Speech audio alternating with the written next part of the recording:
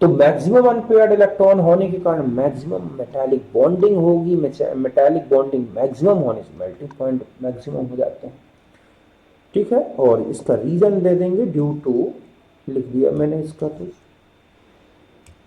दूसरा है कि जिंक, कैडमियम, Hg जो है so minimum melting point in each respective series due to presence of total paired electrons। समझ गए ना, कि इनमें टोटल पेयर्स इलेक्ट्रॉन, जिसके कारण हीट ऑफ एटमाइजेशन बहुत कम होता है बच्चों। और यही रीजन है कि ये जो एलिमेंट है वो क्या करते हैं, मिनिमम मेल्टिंग पॉइंट शो करते हैं। अगर हम तीसरे पॉइंट की बात करें कि manganese TCRe show exceptionally low melting point due to presence, ठीक है, of exactly half filled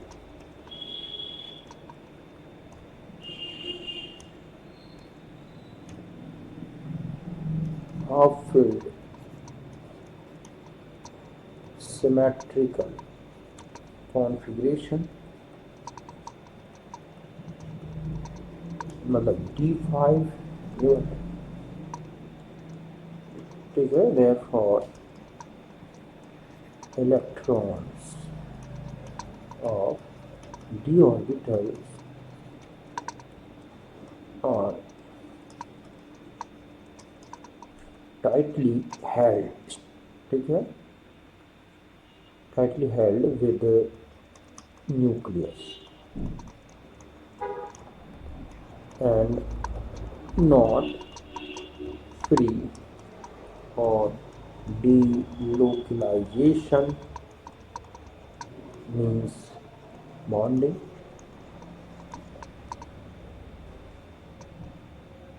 ठीक है, तो ये इसका रीजन है बच्चों कि मैग्नीशियम, टेक्नीशियम और रीनियम इनमें एक्सेप्शनली जो है लो मेल्टिंग पॉइंट है due to presence exactly half filled configuration and symmetrical, therefore electrons of d orbitals are tightly held with nucleus not free for delocalization, मतलब bonding, जिसके कारण ही ये थोड़ा सा मेल्टिंग पॉइंट में क्या दिखाते हैं, एक्सेप्शनल नेचर।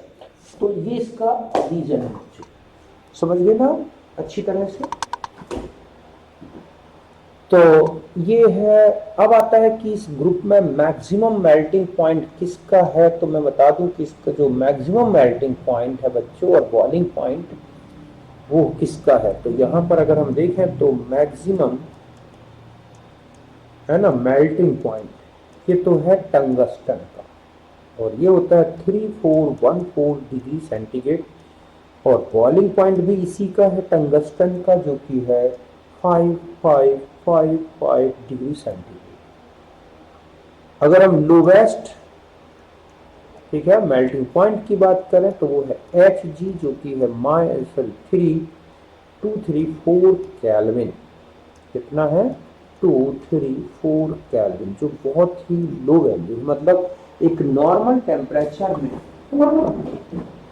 ये क्या है बच्चों, लिक्विड होता है। मरकरी, आप जानते हैं कि पीरियोडिक टेबल में 3 एलिमेंट ऐसे हैं जो लिक्विड स्टेट में है, एक तो मरकरी, एक गैलियम और एक सीजियम।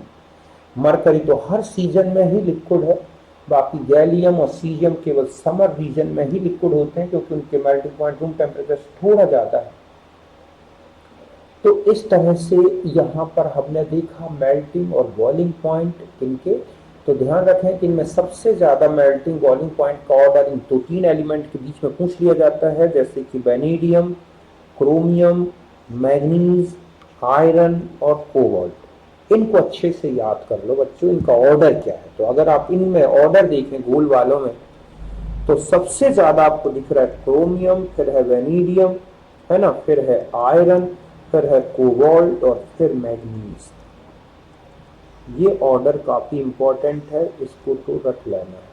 लेकिन अगर निकल कॉपर जिंक का तो सीधा डिक्रीजिंग ऑर्डर में है ना। यहाँ स्कैंडियम टाइटेनियम तो जो थोड़ा सा एक्सेप्शनल बिहेवियर में दिख रहे हैं हमें, उन पे ही हमें सबसे ज़्यादा फोकस करना है। तो आप अच्छी तरह समझ गए होंगे कि इन एलिमेंट्स में मेल्टिंग और बॉइलिंग पॉइंट हाई रीजन होने का, क्योंकि इनमें जितने ज़्यादा अनपेयर्ड इलेक्ट्रॉन है उतनी ज़्यादा मेटालिक बॉन्डिंग करते हैं, और मेटालिक बॉन्डिंग जितनी ज़्यादा, मेटालिक बॉन्ड स्ट्रेंथ ज़्यादा, इससे मेल्टिंग बॉइलिंग पॉइंट ज़्यादा। इस तरह से अगर आप एक सीरीज में भी चलें तो मेल्टिंग बॉइलिंग पॉइंट नीचे की तरफ इंक्रीज होते हैं, क्योंकि डेंसिटी ज़्यादा होगी, डेंसिव हो जाएंगे, वेरी हार्ड हो जाते हैं। और इस तरह से अगर इनके ग्राफ्स में भी देखोगे तो ये ग्राफ्स आपको बुक में बना हुआ मिल जाएगा। तो एक्सेप्शनल नेचर ऑफ MnTCRe, एक तो ये ध्यान रखना है, it is due to exactly how filled configuration in d orbital, therefore electrons of d orbital are tightly held with nucleus and not free for localization means bonding। और यही reason है कि इनकी मेटालिक बॉन्ड काफी क्या हो जाती है बच्चों, वीक हो जाती है, जिसके कारण ये अपने मेल्टिंग पॉइंट के ऑर्डर में एक एक्सेप्शन शो करते हैं। तो ये पॉइंट्स आपको अच्छे से याद रखना। यहाँ तक बात क्लियर है। अब हम दूसरा जो है हमारा जो नेक्स्ट पीरियोडिक प्रॉपर्टी है, दूसरी तीसरी जो भी है ये, तो पहली तो मेटालिक बॉन्डिंग में थी, दूसरा मेल्टिंग में है, तो तीसरी है और वो है, ठीक है बच्चों, क्या, हीट ऑफ एटोमाइजेशन। क्या लेना है हमें, heat of atomization. Heat of atomization पहले तो हम इसे डिफाइन कर लें कि ये होती क्या है और फिर ये किस तरह से सीरीज में चेंज होती है। तो हीट ऑफ एटोमाइजेशन का मतलब बच्चों होता है कि जो हीट एक मोल मेटालिक क्रिस्टल या किसी भी एलिमेंट का क्रिस्टल लिया जाए और उसके हर एक एटम को इतनी एनर्जी दी जाए कि वो बिल्कुल टोटल फ्री हो जाए, मतलब गैसियस स्टेट में चेंज हो जाए। तो जितना हीट हमें रिक्वायर्ड होगा उसको बोला गया है क्या बच्चों, heat of atomization.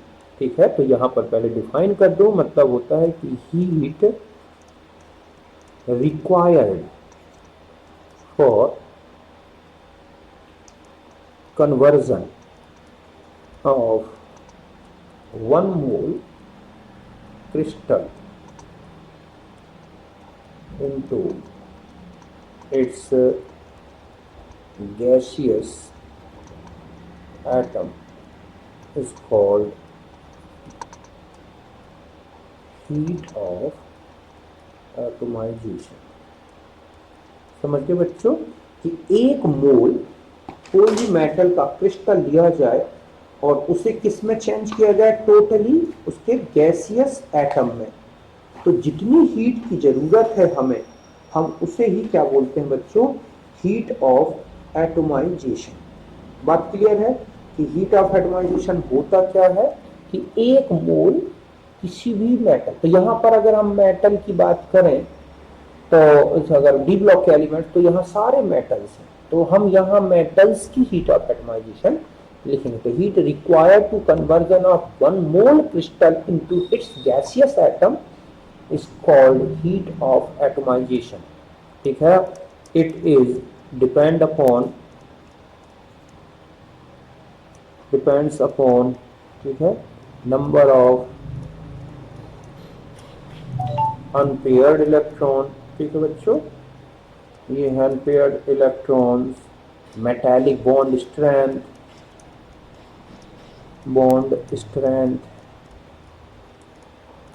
Density, molar mass etcetera. कि ये किस पे डिपेंड करती है, मॉलिकुलर मास पे डिपेंड करती है। समझ गए ना, कि डेंसिटी पे डिपेंड करती है कि मॉलिक्यूल की डेंसिटी या जो एलिमेंट लिया गया है उसकी डेंसिटी कितनी है, किस तरह से है, इन सब पे डिपेंड करती है। तो हम ऐसा भी कह सकते हैं ना कि जो हीट ऑफ एटमाइजेशन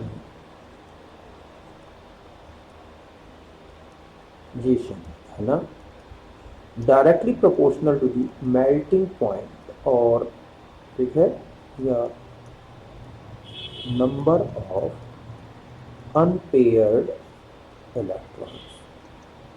कि उसमें कितने अनपेयर इलेक्ट्रॉन है, जितनी ज्यादा, या हम इसी को कह सकते हैं, ठीक है, स्ट्रेंथ ऑफ मेटालिक बॉन्डिंग। बच्चों, जितनी ज्यादा मेटालिक बॉन्डिंग स्ट्रेंथ होगी, जितना ज्यादा स्ट्रॉन्ग बॉन्ड होगा मेटल का, ये हीट ऑफ एटमाइजेशन उतनी ही ज्यादा आएगी।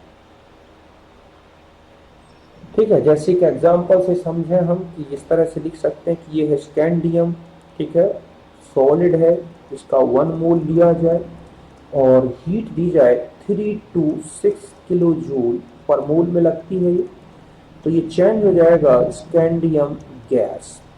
तो ये जो एनर्जी है ये क्या कहलाएगी बच्चों, हीट ऑफ एटमाइजेशन, ठीक है, ऑफ स्कैंडियम।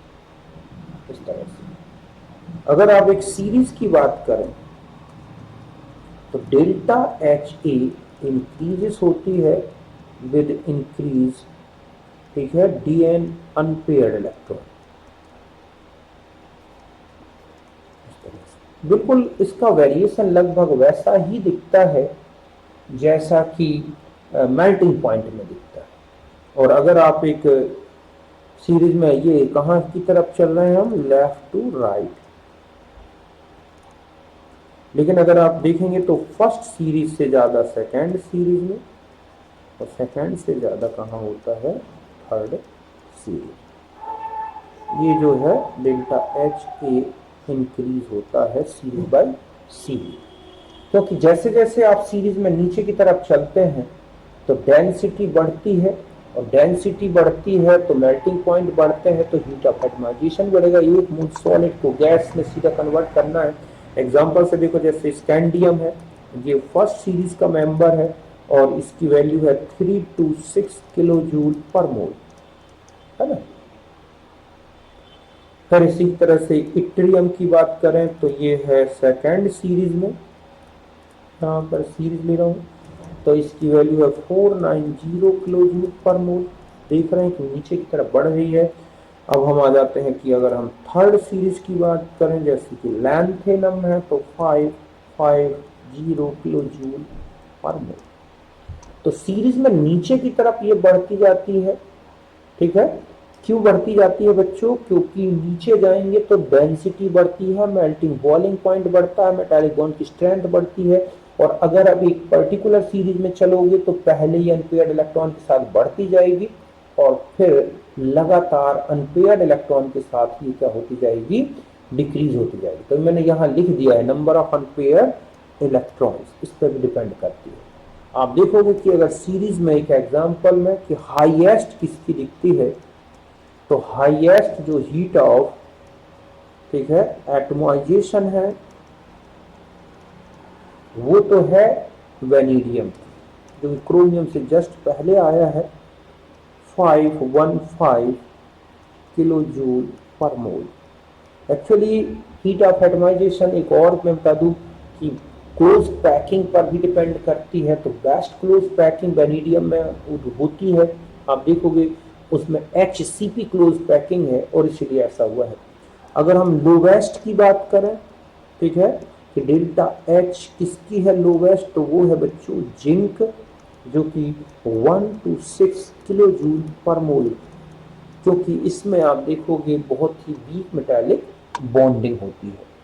तो इसका ग्राफ जो आप देखोगे बुक में बने दिखेंगे वो इस तरह से, इसका भी ग्राफ बिल्कुल वैसा ही बना दिखता है ऐसे। यहाँ पर डेल्टा एच ए ली गई है और यहाँ पर क्या है बच्चों, एटॉमिक मास। तो ये फर्स्ट सीरीज है, ये सेकेंड सीरीज है और ये क्या है, third series.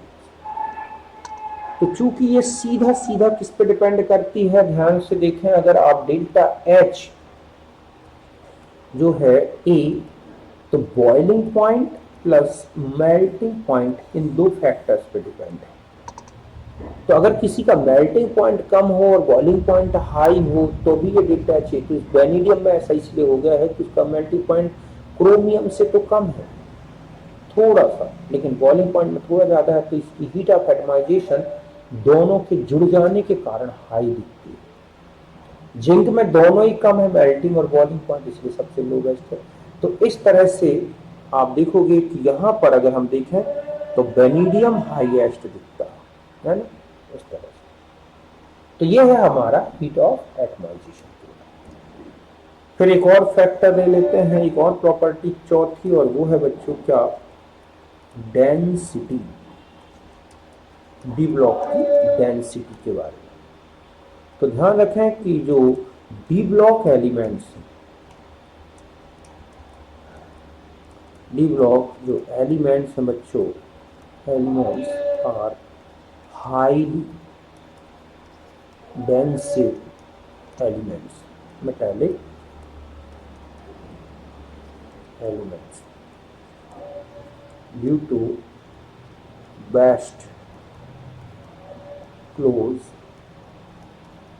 packing in metallic crystal, कि इनके मेटालिक क्रिस्टल में जो है, और ये बता दूं कि density increases with increase molar mass in series and group में भी और सीरीज में, दोनों में इनकी जो डेंसिटी है बच्चों वो इंक्रीज होती जाती है। समझ गए ना कि ये जो है ऐसा इसलिए क्योंकि ये मोलर मास पैकिंग पर डिपेंड करती है बच्चों। डेंसिटी का इससे कोई लेना देना नहीं है कि कितने अनपेयर्ड इलेक्ट्रॉन है, इनकी साइज जहां छोटी वहां पर डेंसिटी ज्यादा।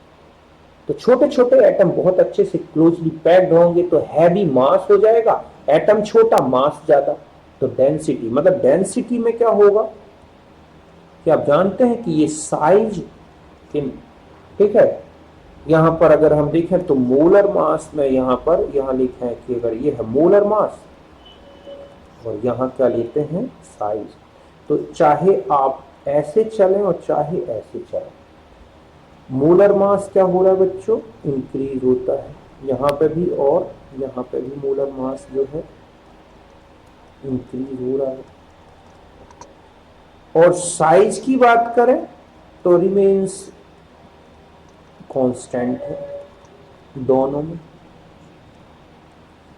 रिमेन्स, ठीक है, ऑलमोस्ट सिमिलर।